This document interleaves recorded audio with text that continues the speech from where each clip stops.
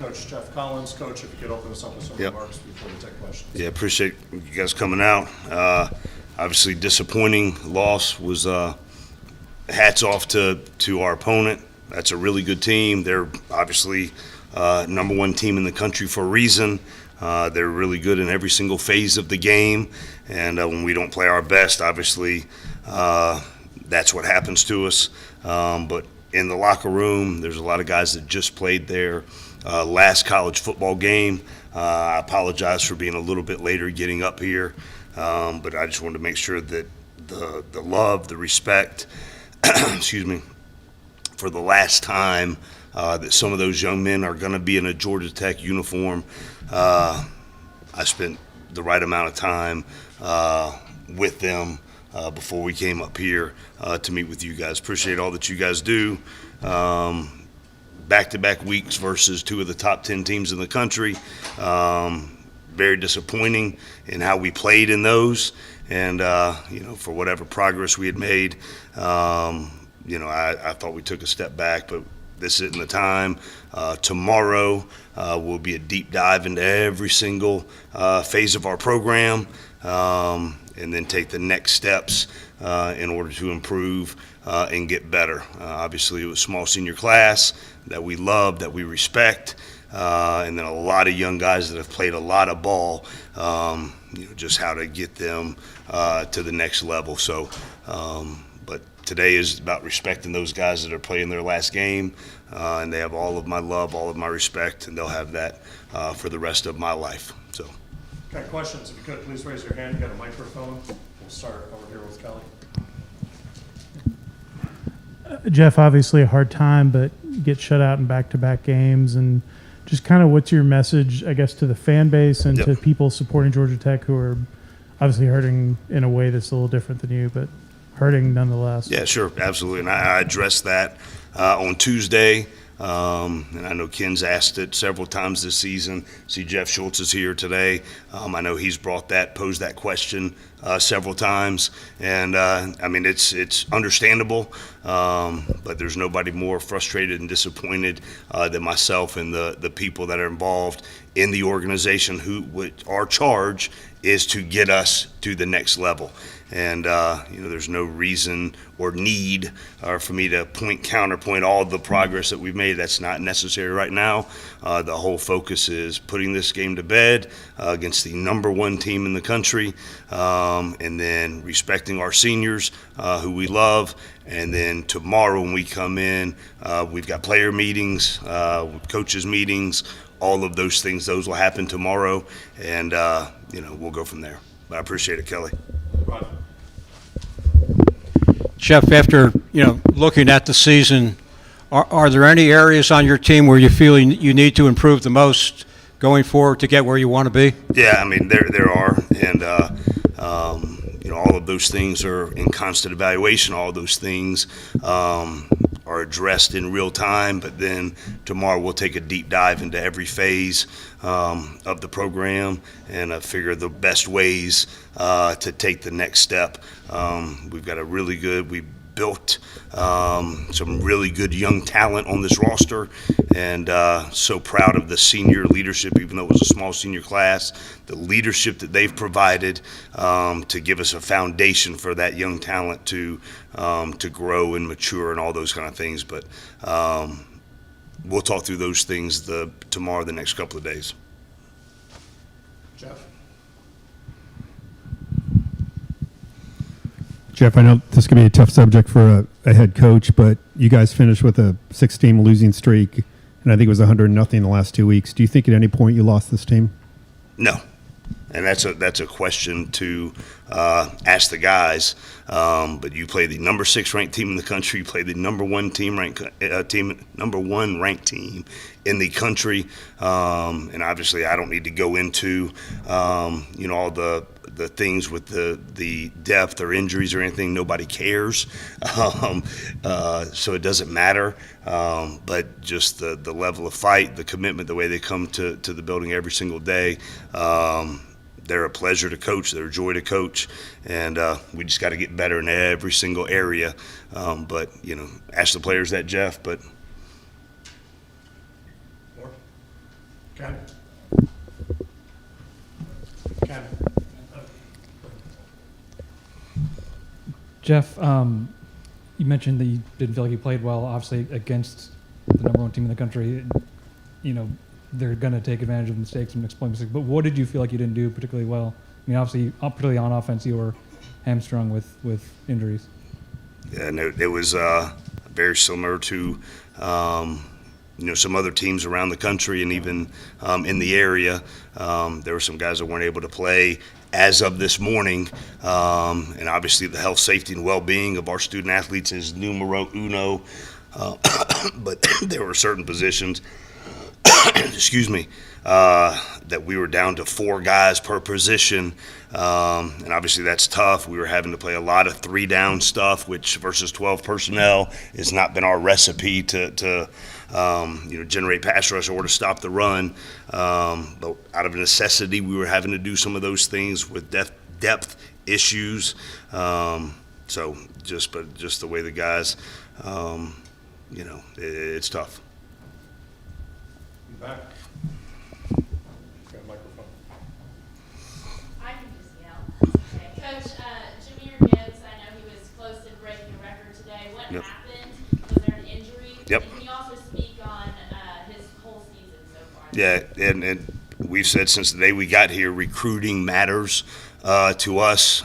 We take great value on it, and I think the young guys have played, a lot of them, and especially Jameer and Jordan Williams, and that that signing class. They're young, but they've stepped in and played. A lot of football for us already, even though they're young. But Jameer Gibbs, I think, is one of the best players in college football, and proud that he chose to come here and play for us. And just the way he works, his attitude, his demeanor, who he is as a young man in this program. He got banged up today. He couldn't finish, even though he was trying to. He's one of the toughest kids that I've ever been around. Jordan Williams. What he's battled through the last 4 weeks. Again, a true sophomore playing offensive line. Earlier than a lot of teams have to play their offensive line. He's come in and done a really good job. Weston Franklin is a true freshman center that's the last 2 weeks probably played 60 snaps as a true freshman center against 2 of the top 6 teams in the country, and handled his business and come out there and knows what he's doing.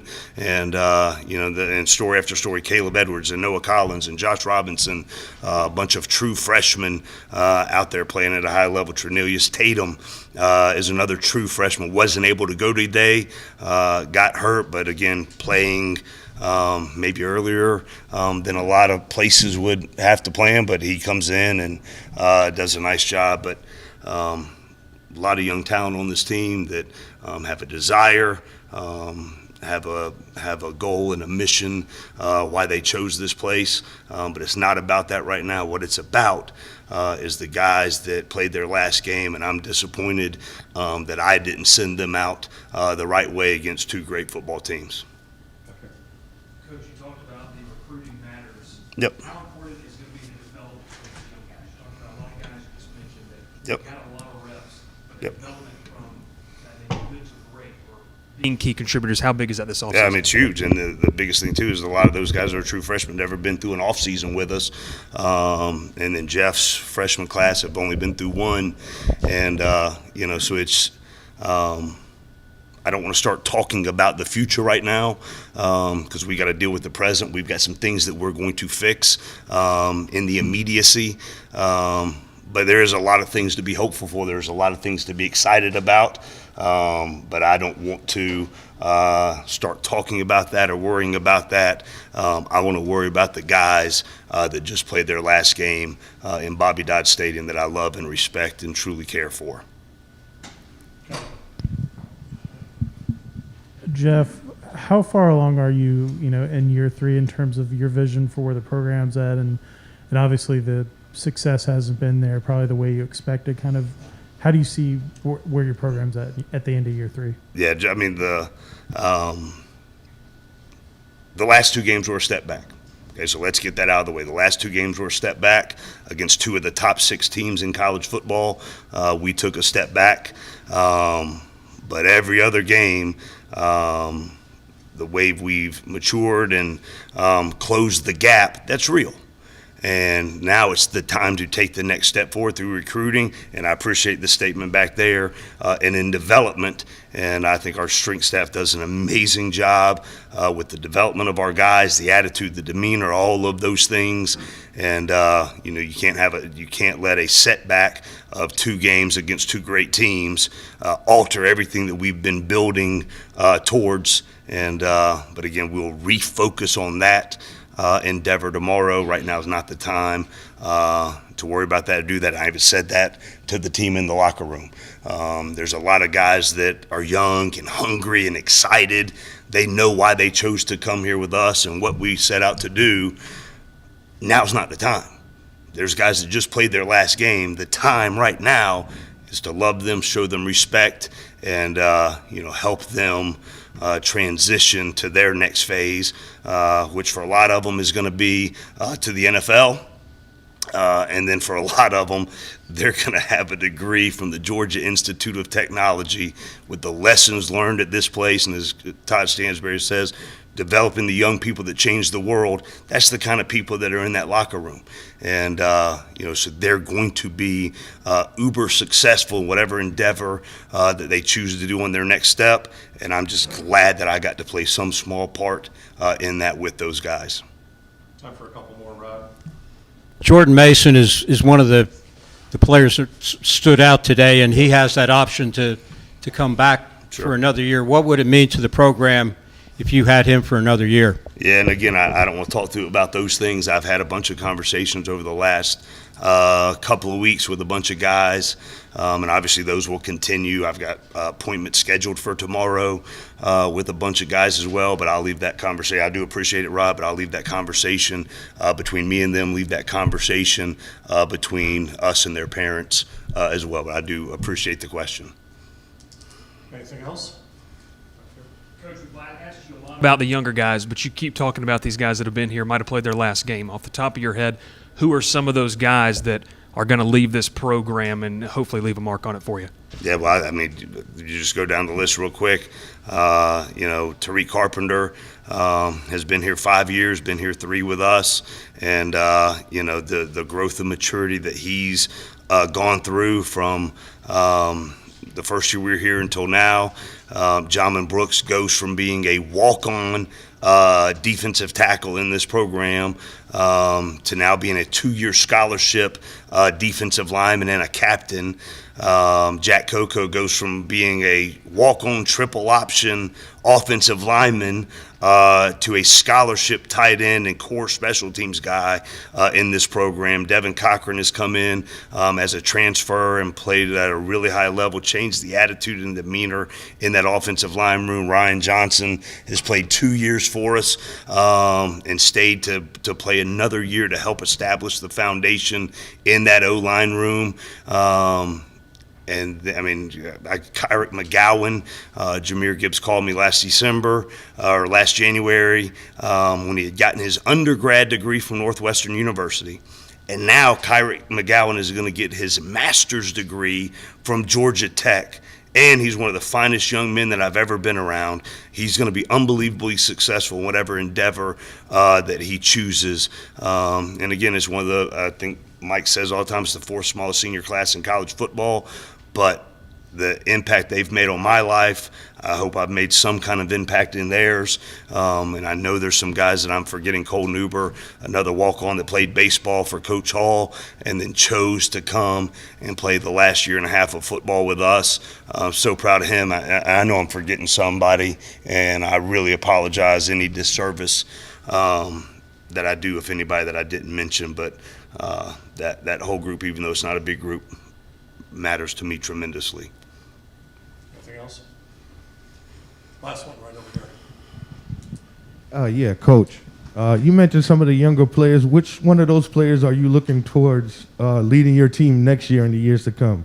Yeah, and it's I think it's a collective, and I won't speak name by name, but there's some guys that are chose to come here for the right reasons. Came here with a vision, with a mindset of what we're going to accomplish, and excited for them. Some of them have played a lot of ball. Some of them are just starting to get key roles in the program. But there's a lot of good young players that are ready to take that next step in leadership roles and as positions of influence. And but again, this is about the guys that have played here, that have been here for 4 and 5 years, or some key transfers that just played their last game for us. So I don't want to talk too much about the future out of respect for them, but I appreciate it. Awesome. Thank you, Coach. Thanks, guys.